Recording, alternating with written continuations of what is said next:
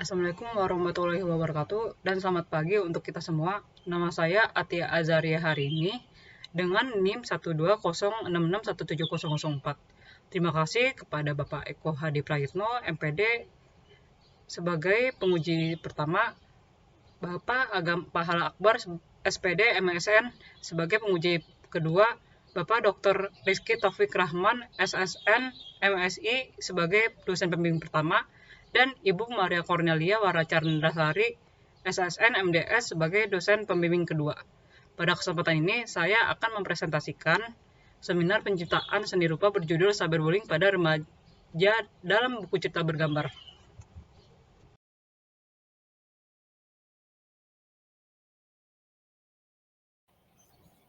Penciptaan karya seni rupa dilatar belakangi ketertarikan terhadap ilustrasi pada buku cerita bergambar, pengalaman berupa ketika berupa remaja, kasus remaja korban cyberbullying pada tahun 2020 mencapai 536 kasus dari 4.448 total kasus yang dikutip dari Komisi Perlindungan Anak Indonesia tahun 2020. Ide perkembangan karya seni rupa dilatar belakangi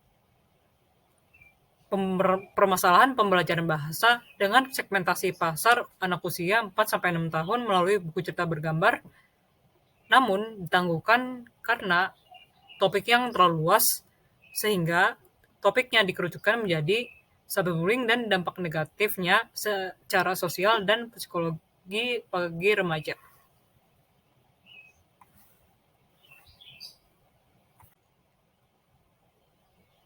Masalah penciptaan karya seni rupa adalah bagaimana merancang buku cerita bergambar topik cyberbullying pada remaja yang dapat memperlihatkan dampak negatifnya, bagaimana visualisasi topik cyberbullying pada usia remaja direalisasikan ke dalam bentuk cerita bergambar sehingga dapat memberikan informasi dan menyadarkan remaja tentang dampak negatifnya. Bagaimana proses penciptaan karya buku cerita bergambar bertemakan cyberbullying pada remaja. Sedangkan tujuan penciptaan karya seni rupa adalah merancang buku cerita bergambar dengan topik cyberbullying pada remaja, merealisasikan penciptaan karya visual berupa tokoh, ilustrasi dalam bentuk buku cerita bergambar agar dapat memberi informasi dan dampak negatif cyberbullying. Merealisasikan penciptaan karya dalam bentuk ilustrasi dan teks dengan menggunakan teknik digital painting sehingga dapat menggerakkan kesadaran pada remaja Indonesia terhadap bahayanya cyberbullying. Pada fokus penciptaan karya seni rupa memiliki 3 aspek, yaitu konseptual, visual, dan operasional. Pada konseptual, pengalaman berupa saat usia remaja, dampak negatif secara tidak langsung akibat tindakan cyberbullying tersebut dapat mempengaruhi kesehatan mental remaja. Pada visualnya yaitu warna yang digunakan pada keseluruhan buku cerita bergambar yang bertema cyberbullying menggunakan warna dingin atau cold tone dan value warna yang cenderung gelap sebagai penggambaran situasi depresi korban. Pada operasionalnya, alat yang digunakan adalah laptop Lenovo IdeaPad L30 Gaming, drawing tablet Wacom Intuos, dan mouse. Sedangkan teknik atau media yang digunakan adalah digital painting, Pen Tools, dan Photoshop.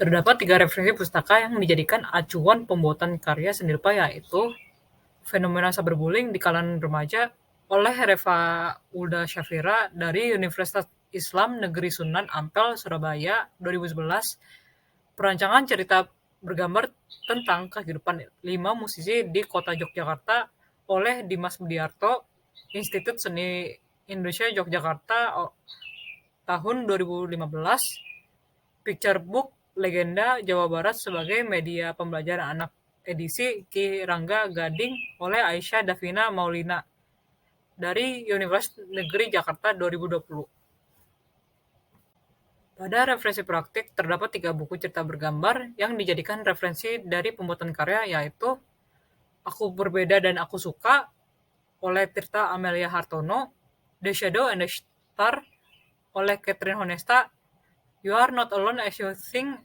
oleh Citra Marina.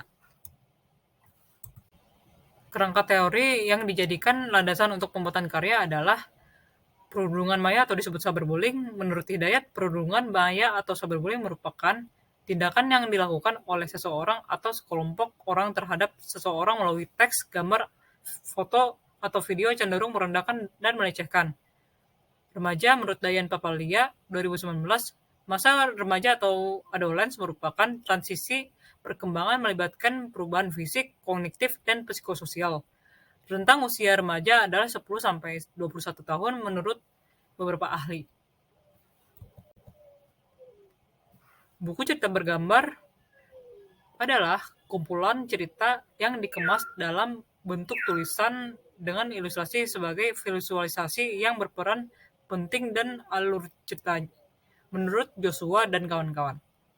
Sedangkan ilustrasi menurut Yu Ying Chu, ilustrasi merupakan pengembangan dari gambar dengan tulisan atau pemberian teks memiliki interpretasi baik melalui teknik melukis sehingga pembaca dapat memiliki kesan dan pemahaman yang lebih mendalam. Metode yang digunakan dalam pembuatan karya adalah research-led practice dan design thinking. Research-led practice meliputi studi pustaka, focus group discussion atau FGD, dan kuesioner. Sedangkan design thinking meliputi observasi, wawancara dengan narsum, pembuatan prototipe, dan uji coba kelayakan karya. Jenis metode yang digunakan oleh perupa untuk mengambil data dan penciptaan adalah kuesioner, wawancara, diskusi, dan focus group discussion atau disebut FGD.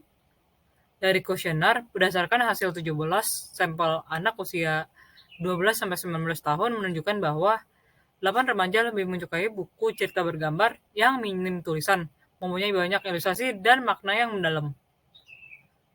Dari wawancara dan diskusi dengan narasumber magang, dilakukan dengan online via Google Meet dan WhatsApp.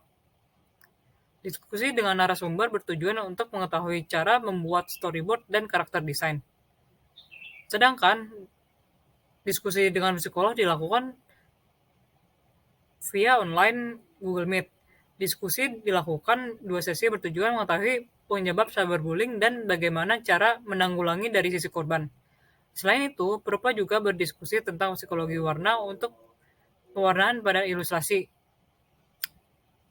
Sedangkan dari fokus group discussion atau FGD, 6 orang remaja laki-laki memilih untuk cuek, sedangkan 5 orang remaja perempuan memilih tindakan mencari fakta dan speak up jika terkena dampak. 6 orang remaja cenderung biasa saja ketika mereka jadi korban. Sedangkan 5 orang remaja perempuan merasa kesal, kaget, sedih, dan hingga depresi. Sumber inspirasi dari perancangan terdapat internal yaitu ketertarikan terhadap ilustrasi pada buku cerita bergambar dan pengalaman perupa. Sedangkan eksternalnya yaitu kasus cyberbullying pada remaja mencapai 536 kasus. Sehingga didapatkan judul cyberbullying pada remaja dalam buku cerita bergambar. Dalam eksplorasi karya, dilakukan wawancara dan diskusi bersama narasumber. Setelah dilakukan wawancara dan diskusi, perupa melakukan riset sekaligus eksekusi karya. Narasumber magang yang perupa pilih adalah Arif Aditya Putra, yang merupakan sarjana arsitektur dari Universitas Gadjah Mada. Beliau sudah bekerja sama dengan Sasa HarperCollins, Coral Shitik, Oxford University Press atau OUP, iGhostbook, dan Plesifu. Dalam kegiatan magang yang dilakukan 4 bulan, perupa memperoleh tips dan trik cara merancang buku cerita bergambar, seperti proses ide cerita, cara membuat storyboard, desain karakter, dan pewarnaan lembar cerita. Selain itu, perupa juga memperoleh gambar mengenai pekerjaan sebagai ilustrator buku cerita bergambar dengan klien agensi di luar, perusahaan besar, dan komisi. Pada target pengguna, perupa mentargetkan anak remaja usia 12-19 tahun dari semua kalangan yang berdomisili kota besar dan berkembang yaitu Jabodetabek. Dari segi perilaku, remaja merupakan kelompok yang rentan terhadap perilaku bullying karena remaja sedang mencari jati diri dan ingin mendapatkan pengakuan dari teman sebaya dan lingkungannya. Pada proses pembuatan karya mempunyai 5 langkah, yaitu langkah pertama proses pembuatan konsep dan cerita untuk cerita bergambar yang bertema cyberbullying. Langkah kedua adalah proses pembuatan sketsa, cover buku, dan storyboard. Langkah ketiga adalah proses pembuatan sketsa ulang. Langkah keempat, eksplorasi warna menggunakan teknik color comp. Proses pewarnaan pada desain karakter dan lembar cerita. Dan yang terakhir adalah langkah kelima, editing lembar cerita yang sudah jadi dan menyatukan lembar cerita dalam bentuk buku digital. Seiring berjalannya pembuatan karya, terciptalah judul buku Kamu Tidak Sendirian, yang bercerita tentang anak remaja yang bernama Dewi mendapatkan perlakuan tidak menyenangkan dari semua teman seangkatannya. Berawal dari video ia kepleset, hingga Dewi mendapatkan segala perlakuan yang tidak menyenangkan dari temannya. Semua hal aib dari Dewi disebarkan ke media sosial sehingga Dewi sedih dan depresi. Pada kejadian cyberbullying dialami olehnya, ia memilih untuk memendam masalah yang ia dapati. Cerita ini berakhir ayah Dewi memberikan ruang untuk Dewi bercerita, sehingga Dewi merasa mendapatkan ruang yang aman. Seiring berjalannya alur cerita, mood warna akan berubah dari gelap menjadi terang. Ini sebagai penggambaran situasi dari terpuruk sampai bangkit dari keterpurukan. Sedangkan ton warna kulit yang akan digunakan disesuaikan dengan remaja Indonesia. Pada dua eksplorasi desain karakter, terinspirasi dari kehidupan sehari-hari remaja. Desain kedua merupakan desain yang terpilih, berupa melakukan eksplorasi pada dua desain cover buku yang mempunyai masing-masing ciri khas dan pesan tersirat.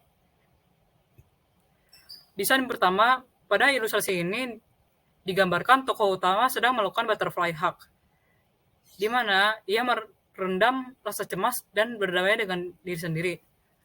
Sedangkan desain kedua, yaitu desain yang terpilih, pada ilustrasi ini digambarkan tokoh utama larut dalam kesedihan akibat perlakuan cyberbullying yang dilakukan oleh anak remaja di sekolahnya.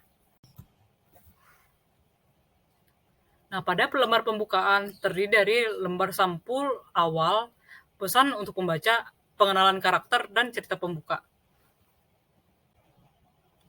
Pada lembar isi cerita, menceritakan tentang inti cerita dari dampak cyberbullying yang dialami karakter utama, yaitu Dewi.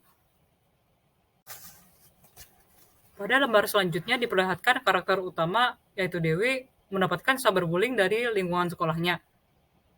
Pada akhir cerita, Dewi mendapatkan bantuan dari ayah dengan memberikan ruang kepada Dewi untuk bercerita, sehingga Dewi merasa aman dan bangkit kembali.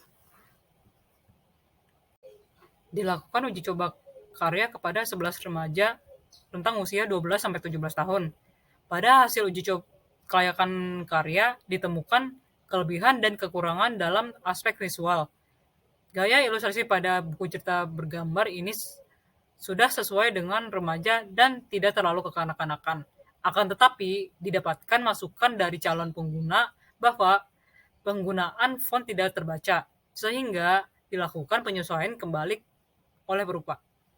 Karya dapat dilanjutkan pembuatannya dan dicetak nanti jika sudah jadi.